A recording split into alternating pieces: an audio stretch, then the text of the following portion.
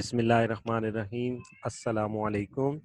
Dear students, welcome to Superior Group of Colleges learning management system. मैं हाफिज़ फ़ारूक शहजाद। आज हमारा physics का लेक्चर नंबर 9 है, जिसमें हम चैप्टर नंबर 1 मेजरमेंट्स के न्यूमेरिकल प्रॉब्लम स्टडी करेंगे from 6 to 10। Last lecture number 8 में हमने स्टडी किए थे न्यूमेरिकल प्रॉब्लम चैप्टर नंबर 1 के 1 टू 5। तो आज हम डिस्कस करेंगे 6 टू 10। स्टार्ट करते हैं। फर्स्ट आज का प्रॉब्लम है numerical number 1.6। What are the dimensions and unit of gravitational constant G in formula F is equal to G m1 over R square. तो सॉल्यूशन की तरफ बढ़ते हैं। इसी के साथ देखते चले कि ये क्वेश्चन सरगोदा बोर्ड 2018 में, रावलपिंडी बोर्ड 2011, लाहौर बोर्ड 2011 और भावरपुर बोर्ड 2010 में पूछा गया, और ये क्वेश्चन अक्सरों का शॉर्ट क्वेश्चन के तौर पर भी पूछा जाता है। तो सॉल्यूशन में सबसे पहले हम जी की वैल्यू एक्सट्रैक्ट करते हैं। जी की वैल्यू एक्सट्रैक्ट की तो G is equal to F R square over m1 आ गया। अब हम इसके यूनिट्स लिख लेते हैं। तो यूनिट्स हम किस तरह से लिखेंगे? फोर्स के यूनिट्स आ जाएंगे न्यूटन, जो रेडियस है उसके यूनिट्स आ जाएंगे मीटर स्क्वायर, और मैस को दोनों को मल्टीप्लाई करके किलोग्राम स्क्वायर इसके यूनिट्स आ जाएंगे। इसके यूनिट्स कंप्लीट हो जाएंगे। तो अब हम इसकी डायमेंशंस फाइंड आउट कर लेते हैं। डायमेंशन में सबसे पहले फोर्स की डायमेंशन होंगी mlt-2, और रेडियस की डायमेंशन हो जाएंगी लेंथ यानी कि l, और मैस की डायमेंशन हो जाएंगी m। और इसके साथ नेक्स्ट हम पुट करते हैं इसकी डायमेंशन फार्मूला में पुट करेंगे। तो फार्मूला में पुट करने के साथ हमारे पास डायमेंशन बन जाएंगी mlt-2 और l स्क्वायर। तो नीचे हम मैस की डायमेंशन लिखेंगे m स्क्वायर। तो जब हम फाइनल इसका रिजल्ट निकालेंगे तो हमारे पास डायमेंशन बन जाएंगी m-1 l³ t-2। एक बात याद रखिएगा, मैंने लेक्चर के दौरान भी बताया था कि डायमेंशन में कभी भी किसी भी क्वांटिटी को नोमिनेटर और डिनोमिनेटर में कैंसल आउट नहीं करते। हमेशा इसमें हम क्या करेंगे, m ऊपर जाएगा -2 हो जाएगा, तो 1 और -2 ये क्या बन जाएगा m-1 l³ t-2। तो इस तरह हमारा फर्स्ट प्रॉब्लम 1.6 आज का कंप्लीट हो जाएगा। नेक्स्ट प्रॉब्लम है 1.7। Show that the expression vf is equal to vi plus at is dimensionally correct, where vi is the velocity at time t is equal to 0, a is the acceleration and vf is the velocity at time t।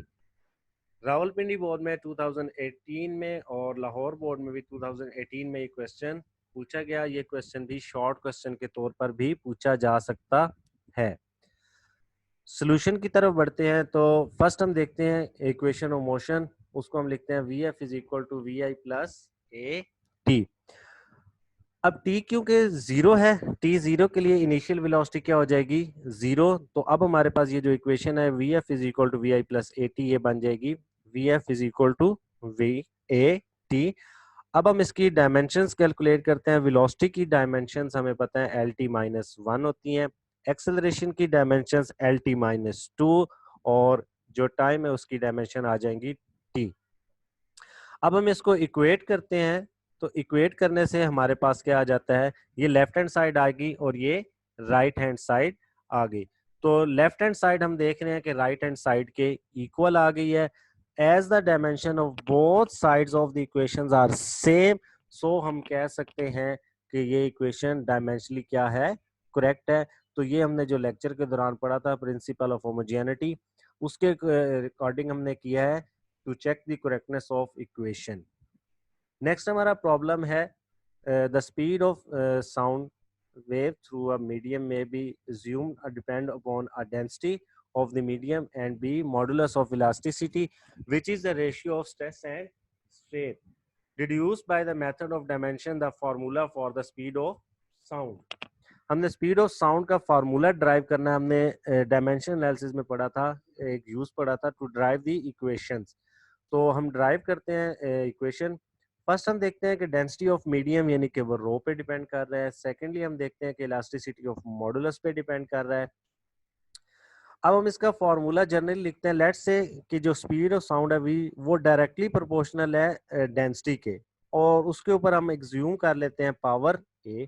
Second equation में हम elasticity of modulus के directly proportional करके एक constant consider कर लेते हैं B, और हम कंसीडर करते हैं कि ये दोनों डायरेक्टली प्रोपोर्शनल हैं वी के।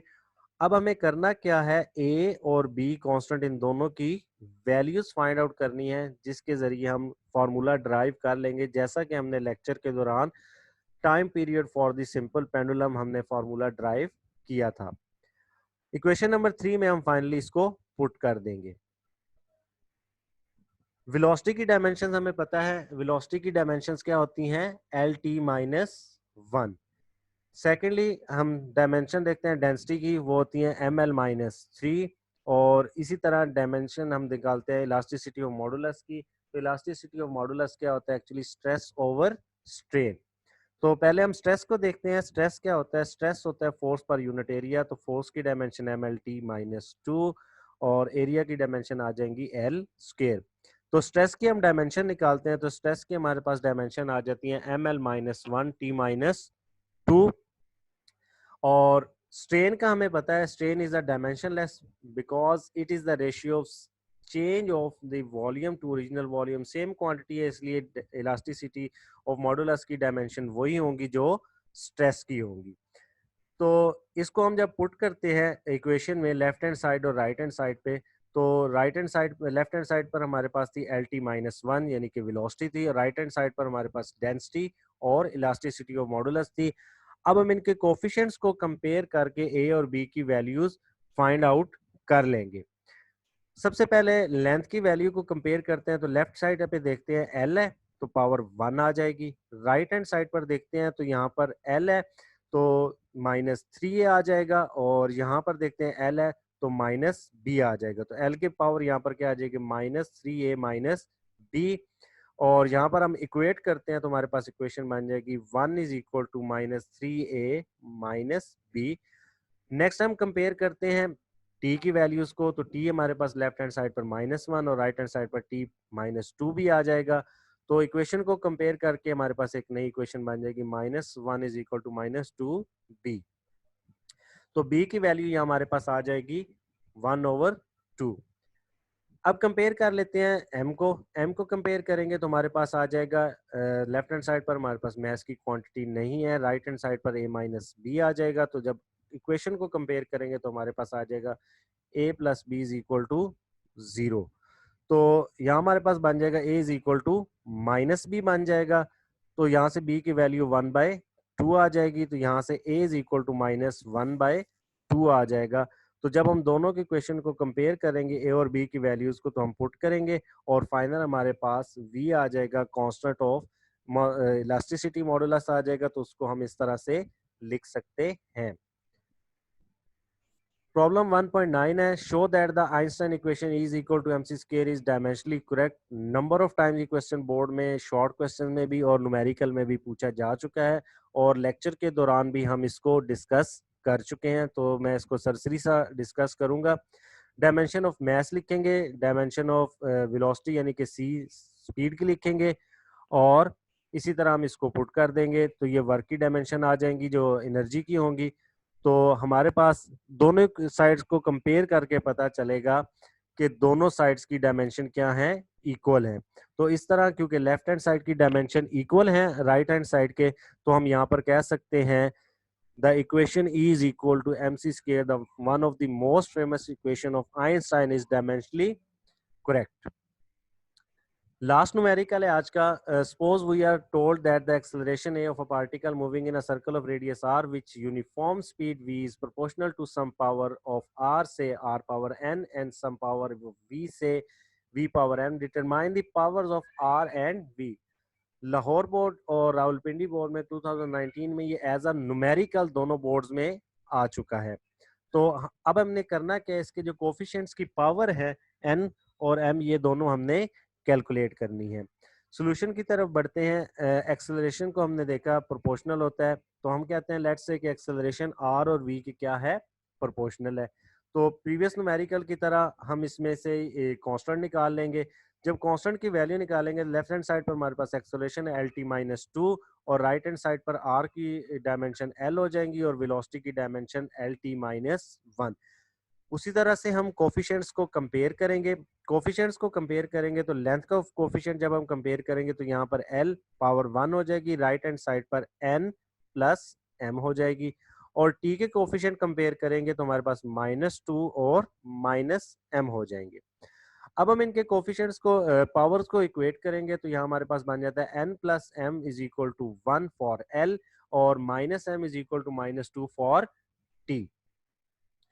तो यहाँ से हमारे पास m की वैल्यू 2 आ जाएगी और जो हम पुट करेंगे तो n plus two is equal to 1, तो n इज इक्वल टू -1।